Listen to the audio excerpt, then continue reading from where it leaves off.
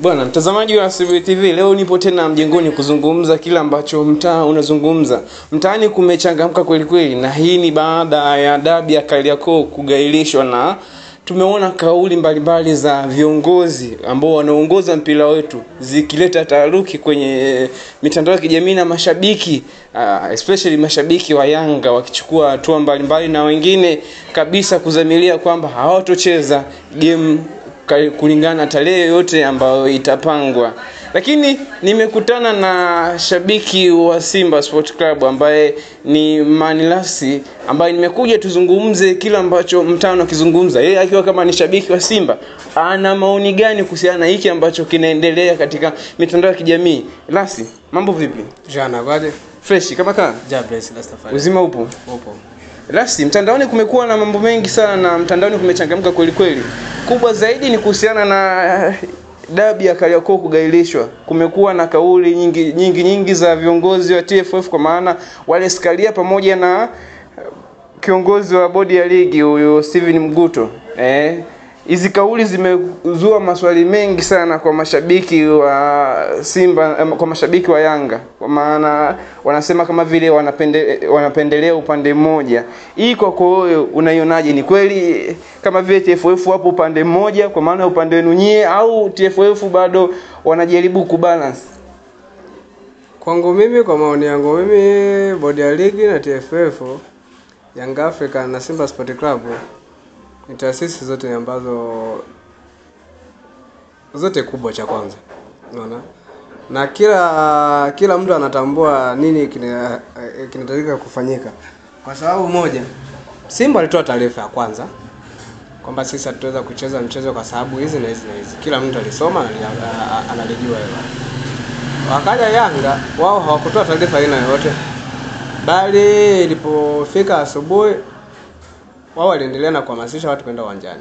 Lakini Lasi, unazungumzia kuhamasisha watu kwenda uwanjani. Hii ni baada ni bodi ya ligi wenyewe kusema kwamba game ipo. Ndio maana Yanga waliendelea na mazoezi na mipango mikakati ya kuendea mechi ambayo ilikuwa inatarajiwa kucheza baadaye.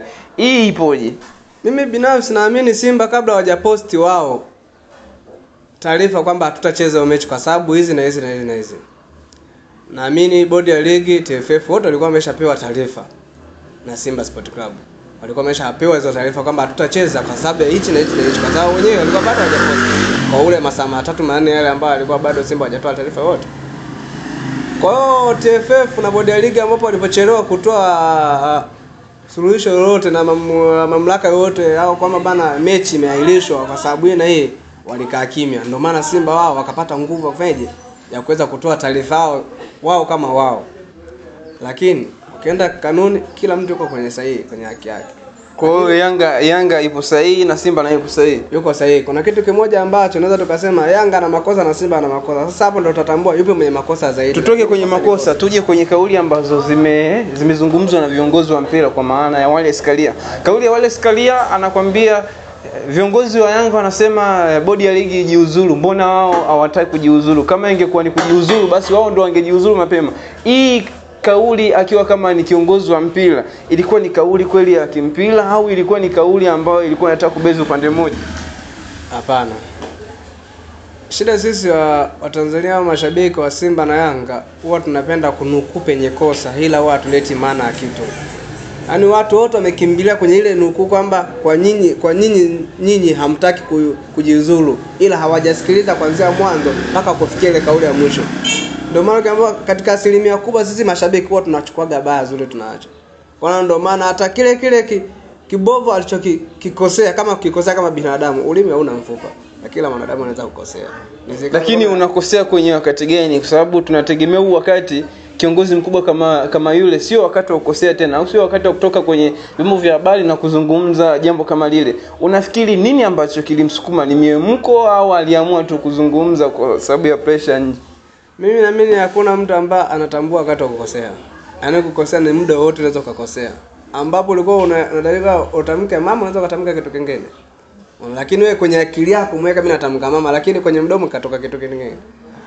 Kuna kauli ya Mguto, kwa maana mwenyekiti wa bodi ya ligi TPLB, anasema kama Yanga kwa maana Yanga wameenda kasi, wametuma barua yao kasi kwamba kama Yanga wataenda kasi basi itakuwa ni vichekesho, kwa maana hili jambo halijashindikana kusolviwa hapa Tanzania, kwa maana bodi ya ligi na TFF. Na kauli nyingine anakwambia kama bodi ya ligi wangeshindwa kugailisha ile game basi ingekuwa ni vichekesho. Kauli ya tatu anakwambia kama likishindikana basi wataihusisha serikali. Unaonaje mpira wetu unaingizwa tena kwamba wahusishe serikali? Unaona kabisa kwa hili jambo hili liamlio lazima serikali iingilie au TFF wenyewe watalimaliza? Mimi kuna kitu kimoja nataka nikizungumze. Japo sijajua kama nitakuwa nakosea au nitakuwa naingilia mamlaka ya uongozi ambao ni serikali na mpira. Sisi turudi kwenye mpira wetu kwamba unaona kweli kuna uwezekano kwamba ili swala TFF wakalisolve au hadi serikali ndio iingilie? Serikali ibaki kwenye majukumu yake na kwenye mpira babaki sheria za mpira. Haijalishi ni kiongoza serikalini, haijalishi ni nani. Kikubwa kwenye sheria za mpira zifuate sheria za mpira. Tuache kuhusisha siasa za serikalini na mpira. Ni vitu vile tofauti. Kwa hiyo ili jambo litatue lazima tukubaliane twende na sheria zetu za mpira. Twende na sheria za mpira kwa sababu unaambia mwizi anafungwa kwa sheria za wizi. Kwa uwezi niambia eti mwizi afungwe kwa sheria za mpira. Ni kitu ambacho hakiwezekani. Kitu kingine ambacho nataka kuzungumza, kama sikosea 2021 ndio Babla alishawahi kukataa udhamini mwenza GSM kuwepo kwenye udhamini ligi ya Tanzania. Ndio Alikataa kwenye mkutano, alikataa kata. Na sababu akatoa. Klabu ya Simba ni timu kubwa. Yanga ni timu kubwa. Yaani taasisi zote ambazo zinahusisha na masuala ya mpira, zote kila mtu anaitambua Simba leo. Haiwezi ukachukua Simba ikaongozwa na mpinzani mwenzake. Ni sasa leo hii eti mtu anayemdhamini Al Ahly akamdhamini Zamalek, ni kitu ambacho hakiwezekani. Au mtu anayemdhamini Barcelona akamdhamini Madrid, ni kitu ambacho hakiwezekani. Hakuna kwenye mpira. Na uwezi niambia hata kama utasema kwamba eti Yanga GSM wao wana uchumi zaidi, uwezi niambia kwenye Madrid wangesema kwa sababu ndio klabu kubwa duniani, naweza tukasema vile. Kwa nini haijawahi kumdhamini labda tuchukulie labda Atletico